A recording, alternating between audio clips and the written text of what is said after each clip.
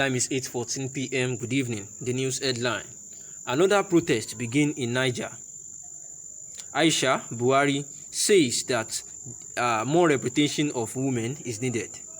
The news in full. Trailer, tanker drivers protest in Niger lockdown Bida. Tanker and trailer drivers in Niger State are currently embarking on protests over the closure of the Minna-Bida road by the state government. The protests, which began Thursday, have resulted in blocking with their trucks all major routes leading to Minna, the state capital from Bida.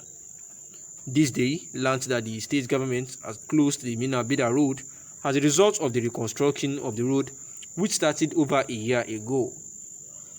And from noon on Thursday, this day learned that the drivers used their vehicles to block the road from the Siroko junction and other exits in the town, making it impossible for motorists to access the Bida-Minna road. The gridlock caused by the tanker and trailer drivers' action has elongated to about 8 kilometers to the Bida-Agei road and more than 10 kilometers from Bida-Ilorin road. As at Friday morning, most workers of the National Series Research Institute (NCRI) Badegi, situated along the Bida-Agei road, could not get to their place of work. Commercial motorcyclists who could maneuver through the gridlock charge exorbitant fares to convey commuters to different parts of the city. Also, small vehicles now pass through the School of Nursing in Bida to access the Agei-Lapai road, either for the journey to Minna or Suleja, and in the process, the commercial vehicle owners charge extra 1,000 naira for fueling of their vehicles as a result of the longer route they have to take. A spokesman for the Petroleum Tanker Driver Association (PTDA) in Bida, Alhaji Alhassan Salisu, told this day that they will not withdraw their vehicles from the blockade until the government opens the Bida-Minna road. Salisu said initially the government pleaded with them to bear with it for 2 weeks, which later became 2 months and now 1 year, saying that we cannot continue to bear with them because we are suffering too. Even the Bida-Lambata road that we used to pass is now impassable, apart from the security risk involved, Salisu said. All efforts to get governmental officials to comment on the development has been unsuccessful, but this day learned reliably that government will not reopen the Minna road for use by heavy utility vehicles for now. And it was gathered that the Governor Abubakar Sani Bello has however directed that the failed portions of the Lambata-Bida road should be graded to make it passable for heavy-duty vehicles, and it is said that the grading is to start this weekend. And the analysis thereof is that the tankers and drivers of trailers in Niger State have actually embarked on a protest, to close down Minna-Bida road, that is actually going on by the state government, saying that for quite a year now there has been a construction going on the Minna-Bida road that has been promised by the government that they will do in 2 weeks' time, but from that 2 weeks it became 2 months, and from the 2 months that actually become a year now. And the gridlock caused by this tanker and trailers action has elongated to about 8 kilometers to the Bida-Agei road and more than 10 kilometers from the Bida-Ilorin road. And they have promised that they will not, remove their vehicles away or withdraw it away from the blockade until the government opens the Bida road, saying that they are suffering, and that even the Bida-Lambata road that they used to take as an alternate route is suffering from a whole lot of security risk, and they cannot continue to bear this kind of suffering from the government. Also, Aisha, Buhari, had actually said that there is need for more representation of women in the country. The First Lady and founder of Future Assured, Aisha Buhari, has demanded a visible improvement in the way women are currently represented poorly during official peace and security processes, despite the efforts of the African First Ladies Peace Mission (AFLPM).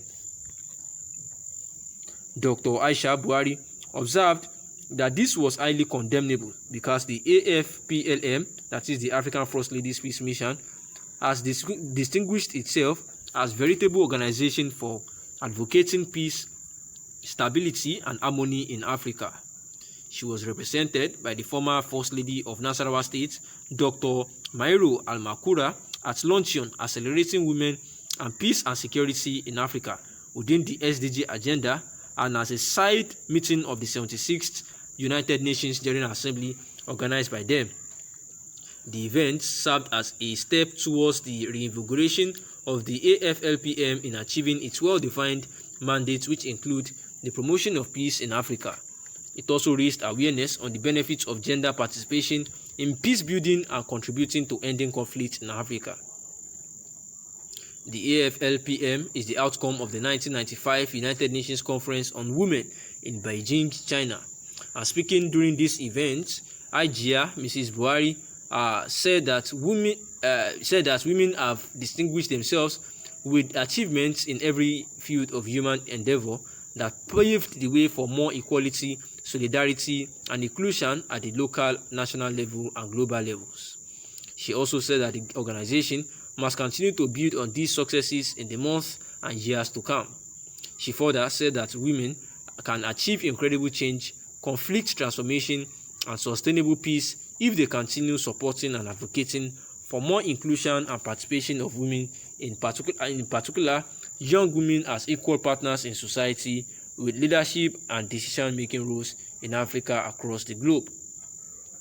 Dr. Buhari recalled that it was to remedy the poor representation of women in peace and conflict processes that the United Nations Security Council since October 2000 to adopt 9 Women, Peace and Security WPS resolutions, which aims to strengthen women's participation, protection, and rights in conflict prevention and resolution processes. According to her, these resolutions include the UNSR 1325 year 2000, 1820, 2009, and so many others. And in September 2015, the United Nations General Assembly also adopted the Sustainable Development Goals SDG and 2030 Agenda, which includes standalone goals on gender equality SDG 5 and peaceful and inclusive society SDG 16. And therefore, Dr. Aisha Buhari, in her goodwill message, says that the First Lady of the Republic of Gambia, Fatoumata Barrow, has also said that the Sustainable Development Goals SDG, which aims to end poverty, protect the planet, and ensure that all people of the world enjoy peace and prosperity by 2030, strike a chord in every woman on the African continent, and in that put together that they address issues that affect women and girl child.